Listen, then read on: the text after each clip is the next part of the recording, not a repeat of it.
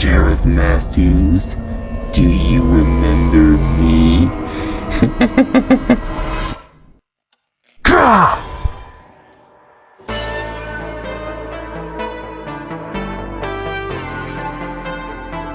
You know, I hope she'll be happy when I'm brutally murdered by the Whistling Man. Out here. In the open. Hey, Forrest, what's up, buddy? It wasn't me that got the power. See ya.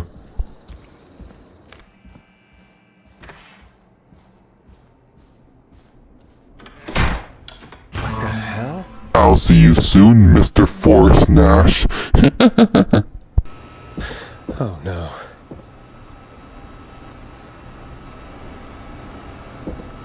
Peggy! Where'd you go? Hey, Forrest. Well, Mr. Nash. You know it, it's me, the Whistling Man.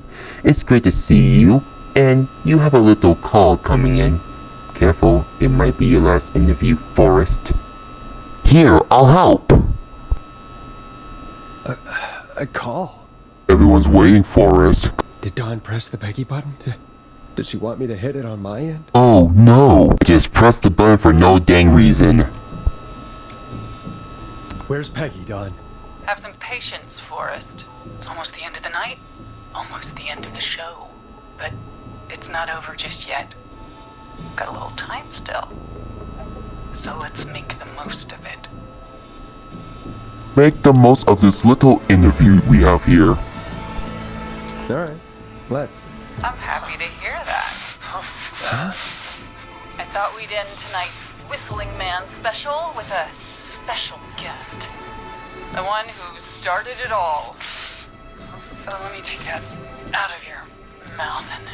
You crazy bitch! Let me go!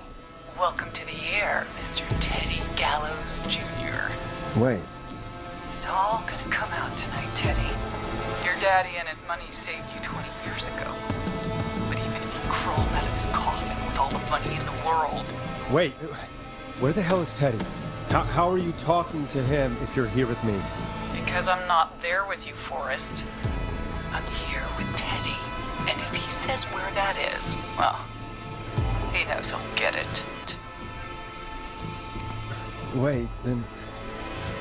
Who am I looking at? Forrest Nash, let me introduce you and all of Gallows Creek to my boy, Henry Barrow. Hi, Henry. Nice to meet you.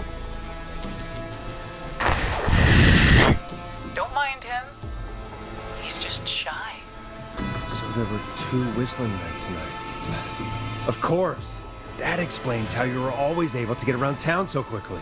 And that's how you escaped the secret archives in the newspaper office. Don't think I've forgotten about that, Forrest. Locking my sweet boy away like an animal. And Murphy, he was right, wasn't he? He did fight a man. He did. I taught my boy to never run away from a fight. Hang on. Did you say Barrow?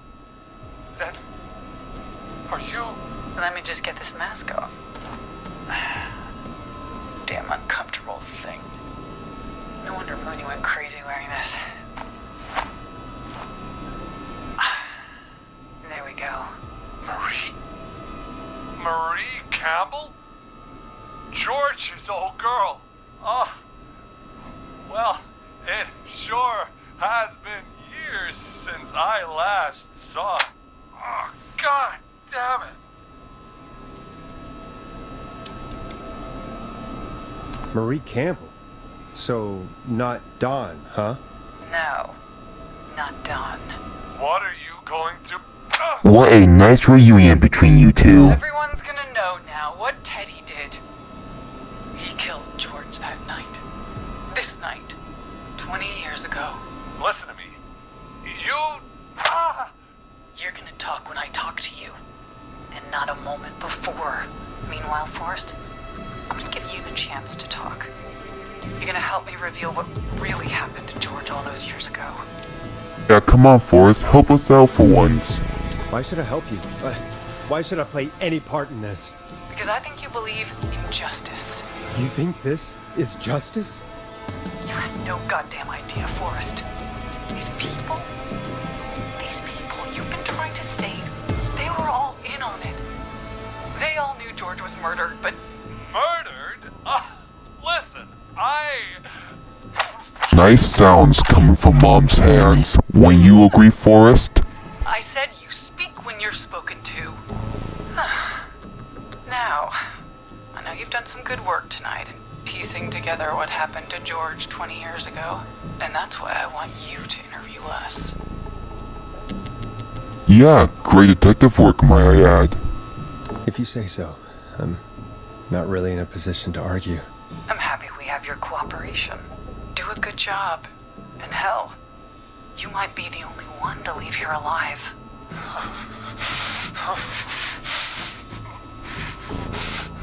I need to drag this out.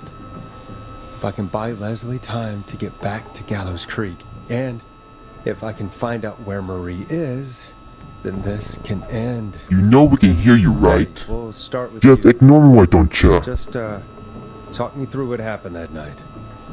How did it start? how would I know? It was 20 years ago. If I were you, Teddy, I'd get to talking or else. Teddy, be honest with me or we're both going to die. Honest? Forrest, I'm trapped here with a psycho. The hell you just call my mama? What the hell? Just do it already. God damn it. Okay. Our first team party was coming up. And when I saw the date it was scheduled for, I had an idea for a way we could prank the new guys. An old high school prank. How I classic. understand that kids in Gallows Creek know tonight as Whistling Night. I'm guessing that's what you mean? Well, we didn't have a name for it then. It was just the night that Mooney went missing. But Whistling Night is what they'd call it later. Wait. You mean this was the first Whistling Night? Go on, spit out. Keep talking, Teddy. We went up near Whistling Point. God, who was there? Me, Jason, and George, of course. But George didn't come alone. He brought Marie. And Roller Ricky, he was there too, wasn't he? Yes, Ricky was there too. Runner Ricky, our wide receiver. I helped him off the bottle, you know. Because I'm a decent man. Is that so? Yes, it is. He came apart one day. Some people do. He had some issues. Wasn't stable. I didn't want him to hurt his chances in life. So, I helped him keep himself together. You were afraid he would talk about that night, weren't you? Keep talking. About midway through the night, we put the prank into action. We looked up at the trees and saw Jason there, bloody, like he'd just been stabbed. And the Whistling Man, screaming. George and I and Ricky, we got left behind. But Ricky was in on it too. I know he was. He and Teddy were as close as anybody. Teddy must have told him the plan. No, Marie, you're wrong. Ricky didn't know. What? Did you miss that part of the broadcast? I spoke to him earlier. He had no idea what was happening. He said he was as terrified as anybody. Well, this Isn't is that right, awkward. Ted? You didn't tell him, did you? Ricky never could keep his mouth shut. If we told him, he would have given everything away. But well, it doesn't matter. He didn't run his mouth enough to tell anybody about it afterwards. He's still guilty.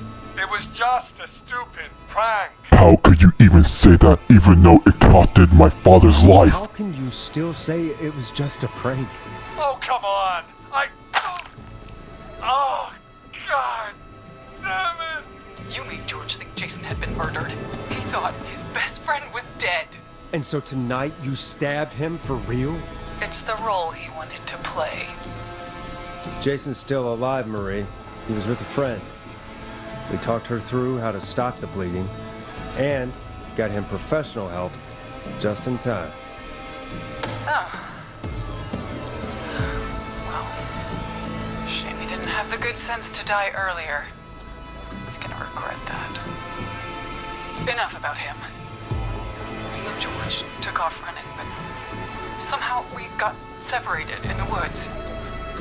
I ended up near the bottom of Whistling Point, and when I noticed George wasn't with me, I panicked. And then, I don't know how he snuck up on me, but the Whistling Man grabs me. I scream, and he starts laughing, telling me it's just a joke. I could stall for time here. Who was it, Marie? Who was the Whistling Man? I suddenly recognized it was Chuck. Chuck Brody was the Whistling Man, laughing away. But then he stops, and he's looking up at the top of Whistling Point. What was he looking at? Oh, Mom. Teddy, what happened next? Nothing. I mean, it was just Teddy? George fell off Whistling Point. Liar! You're nothing but a liar! How do you know what happened? I saw it. You pushed him. You were up there. You were dressed as the Whistling Man too, and I didn't push him, god damn it. I just chased him up there and he kept backing up. When I saw he was about to go over, I reached out. That's what you saw. you liar! It's not my fault. He didn't know it was a joke. If he'd had any brains, he would have realized. What did you just say about my father? You bitch. No one's going to believe this. After all you did.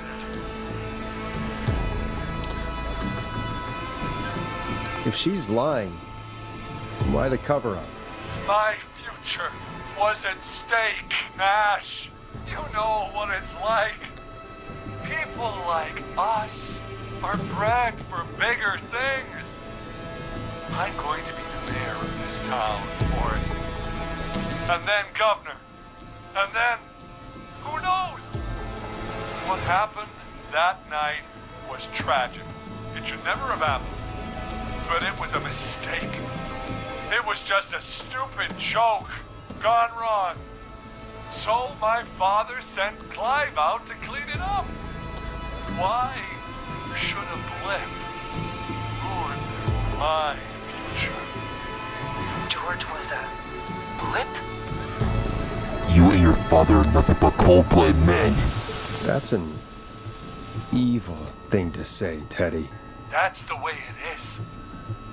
My father agreed with me. You never found his body, Marie? I looked all night. Jogger found him the next morning, washed up on the river. Instead of telling the truth, she lied. She said she found him in the reservoir. Our jazz runner, Sandra Sharp. Everyone was in on it, Forrest. Even the coroner wrote a fake report. Said George was drinking. That he'd just got himself into trouble. And I saw. I'm sorry. For all it's worth, Virginia didn't have much of a choice. She had a sick sister whose treatment she couldn't afford. She played along with the gallows to save her sister's life. And her own. even still, she should have told the truth. I did my part. I tried everything I could think of. I even went to the newspaper, but no. That coward killed the story. We'll take care of Maurice Russell later. Everyone in this town are nothing but You've been through scum. hell, Marie. I'm sorry.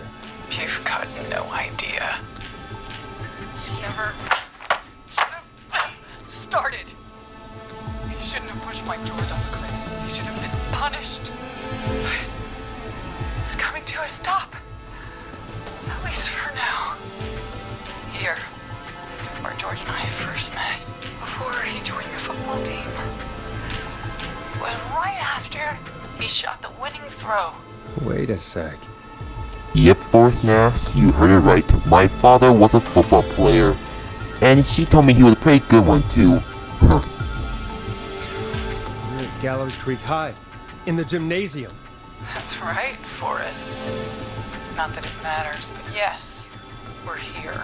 Anyway, I think that about wraps up the interview with Teddy. So... Marie? Where? Oh my god. Peggy! Teddy? You've gotta help me. Quiet. You'll talk more later. Now I have to talk to someone who mattered more than you ever did. Hello, Auntie. Peggy. It's been so long since I've seen your face. I worried you wouldn't come. Marie! Oh my god. I thought you... And here I was, thinking you'd forgot me. I'd never forget my own sister. What about your nephew Henry, huh? Forrest seems lost for words. Wanna explain, Peggy? Earlier, while you were speaking to Jason, I got a call. You remember? Well, it was from Dawn. She said that my sister Marie was there that night George died, and that I should come to the gym for a reunion.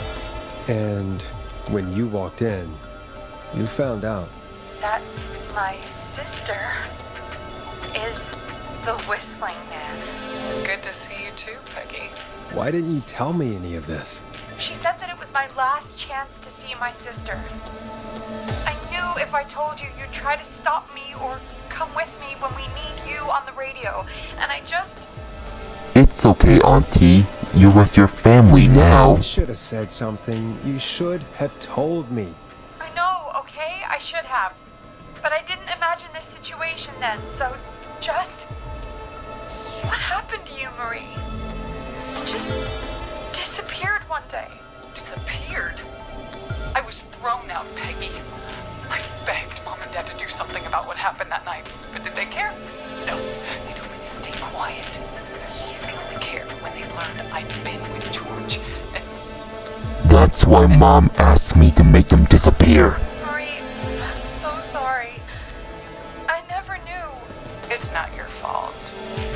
Really, it's Mom and Dad I should be seeing right now. But since they're dead and gone, well, I'll have to settle for the next best thing. Ooh, sorry this has to end like this, Auntie, but you know how these things are. Next best thing? Do you mean? Someone has to pay for what they did. Marie, please. Mom and Dad are gone, Peggy. Besides, you forgot me. Just like the rest. You forgot. Is there any way I can prove Peggy didn't forget Marie? Well, it's a shame. I wish I actually met you in person, Auntie. I really did. Marie, Peggy never forgot about you. Keep your mouth shut. She kept a card from you. She kept it here on her desk. What card? The card you made me for my 8th birthday. What does it say then? Happy birthday, Peg. Now you're great and 8. Love, M. Well,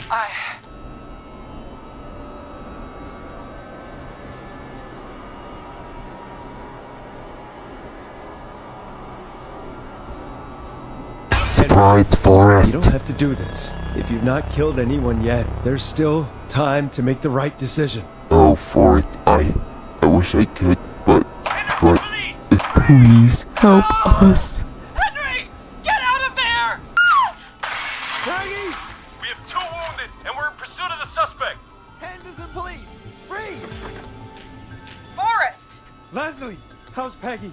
She's been cut pretty bad, but we're here now.